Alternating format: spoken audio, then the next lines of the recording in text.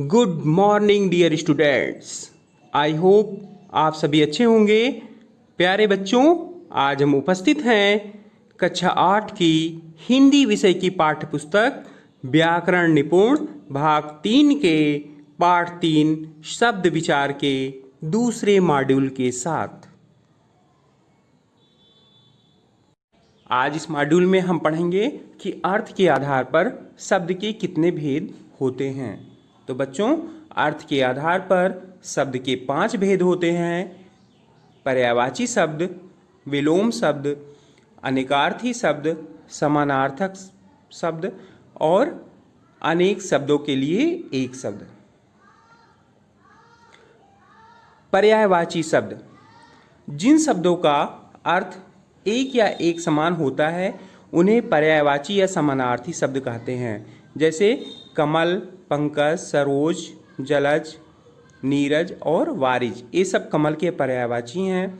घर, गृह, निकेतन, आलय, सदय, धाम, ये सब घर के पर्यायवाची हैं। तो बच्चों, आप लोगों ने पर्यायवाची शब्द समझ लिया होगा। अब दूसरा देखते हैं विलोम शब्द। विलोम शब्द जो है विपरीत अर्थ देते हैं। विपरीत अर्थ देने वाले शब्दों को विलोम शब्द कहते हैं। जैसे देखिए, निर्बल का विलोम बलवान हो गया, लघु का विलोम विशाल हो गया। तो ये एक दूसरे का से विपरीत अर्थ दे रहे हैं। विपरीत अर्थ देने वाले शब्दों को विलोम शब्द कहते हैं।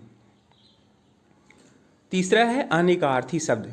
बच्चों, यहाँ ऊपर पत्र लिखा गया है। पत्र के देखिए 2 अर्थ निकल रहे हैं। पहला है पत्ता और दूसरा अर्थ है चिट्ठी। इसी तरीके से नग, नग के भी 2 अर्थ हैं। पहला है पहाड़ और दूसरा है रत्न। तो जो शब्द अनेक अर्थ देते हैं, एक से अधिक अर्थ देते हैं, उन्हें अनेकार्थी शब्द कहते हैं। चौथा है एकार्थक या समानार्थक प्रतीत होने वाले शब्द। तो बच्चों, यहाँ पे देखिए आपके सामने 2 शब्द लिखे गए हैं, श्रम और परिश्रम। इन दोनों के उच्चारण लगभग समान लग रहे हैं, लेकिन इनके अर्थ अलग अलग हैं। श्रम का अर्थ हुआ शरीर से की गई मेहनत और परिश्रम का अर्थ हुआ शरीर और मन दोनों से की गई मेहनत। इसी तरीके से बच्चों, आपके सामने 2 शब्द लिखे गए हैं, कार्य और कर्तव्य।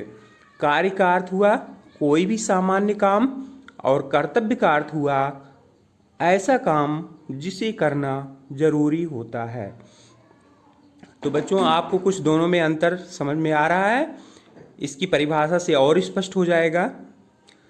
समानार्थक शब्द उनको कहते हैं जो शब्द पढ़ने या सुनने में समान अर्थ वाले प्रतीत होते हैं, किंतु वास्तव में उनके अर्थ भिन्न भिन्न होते हैं।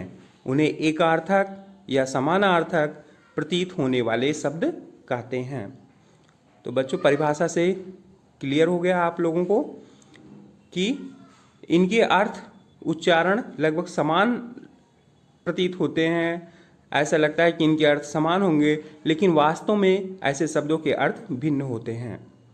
5वां है अनेक शब्दों के लिए एक शब्द। जैसे इसको उदाहरण से हम समझाते हैं बच्चों। साधु पत्तों द्वारा बनाई गई कुटिया में रहता है। अब यहाँ पत्तों द्वारा बनाई गई कुटिया के स्थान पर अगर हमने एक शब्द लिख दिया पर्णकुटी, साधु पर्णकुटी में रहता है। फिर देखिए दूसरा है उदाहरण, अमित दूर की सोचने वाला लड़का है। और यहाँ पे दूर की सोचने वाला को हमने रेखांकित किया है और इसकी जगह पे हमने रख दिया है अमित दूरदर्शी लड़का है। तो आप लोगों को ये स्पष्ट हुआ कि जब कोई लेखक भाषा को रोचक एवं उन्नत गंभीर भाव वाली बनाना चाहता है तो वह अनेक वाक्य में अनेक शब्दों के स्थान पर एक शब्द का प्रयोग करता है। इस प्रकार के प्रयोग को अनेक शब्दों के स्थान पर एक शब्द का प्रयोग करना कहते हैं। जैसे बच्चों, यहाँ पत्तों द्वारा बनाई गई कुटिया का वही अर्थ है जो पर्णकुटी का है, और दूर की सोचने वाले का अर्थ दूरदर्शी से है। तो दोनों के अर्थ समान हैं, और अगर इनके स्थान पर ऐसे संक्षिप्त शब्दों का प्रयोग होता है तो वे अनेक शब्दों के लिए एक शब्द कहलाते हैं। अब है प्रयोग के आधार पर शब्दों के भेद। तो बच्चों, प्रयोग के आधार पर शब्दों के दो भेद होते हैं, विकारी और अविकारी। विकारी शब्द के भेद होते हैं संज्ञा, सर्वनाम, विशेषण और क्रिया। ये चार विकारी शब्द के भेद होते हैं। बच्चों, अविकारी शब्द के भेद होते हैं क्रिया विशेषण, संबंध बोधक, समुच्चय बोधक और विस्मयादि बोधक। इनके बारे में आगे की वीडियो में हम लोग पढ़ेंगे। तो आज की वीडियो में बच्चों बस इतना ही। अब कुछ बहुविकल्पी प्रश्नों के द्वारा आपका मूल्यांकन किया जाएगा। आपका पहला प्रश्न है, अर्थ के आधार पर शब्द के कितने भेद होते हैं? आपके विकल्प हैं का 1, खा 2, गा 3 और घा 4। जी हाँ बच्चों, गेस कीजिए। वेरी गुड, आपका अनुमान बिल्कुल ठीक है। आपका सही विकल्प है विकल्प खा 2। आपका दूसरा प्रश्न है, जिन शब्दों का अर्थ एक या एक समान होता है उन्हें कहते हैं। आपके विकल्प हैं का पर्यायवाची, खा विपरीतार्थक, गा अनेकार्थक और घा अविकारी। जी हाँ बच्चों, गेस कीजिए। वेरी गुड, आपका सही विकल्प है विकल्प का पर्यायवाची। तीसरा प्रश्न है, प्रयोग के आधार पर शब्द के कितने भेद होते हैं? जी हाँ बच्चों, सोचिए। आपके विकल्प हैं का 1, खा 2, गा 3 और घा 4। जी वेरी गुड, आपका अनुमान बिल्कुल ठीक है। आपका सही विकल्प है विकल्प खा 2।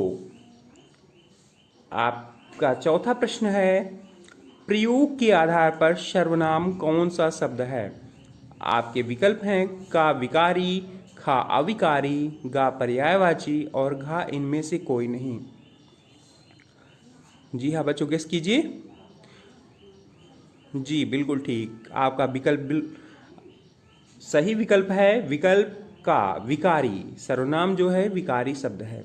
तो बच्चों, ये तो थे बहुविकल्पीय प्रश्न। अब लघुत्तरीय प्रश्न दिए जा रहे हैं जिनका उत्तर आपको 2 से 3 पंक्तियों में देना है। आपका पहला प्रश्न है, अर्थ के आधार पर शब्द के कितने भेद होते हैं, उनके नाम लिखिए। और आपका दूसरा प्रश्न है, अविकारी शब्द किसे कहते हैं, उनके भेदों को लिखिए। तो बच्चों, इन दोनों प्रश्नों के उत्तर आपको 2 से 3 पंक्तियों में देने हैं।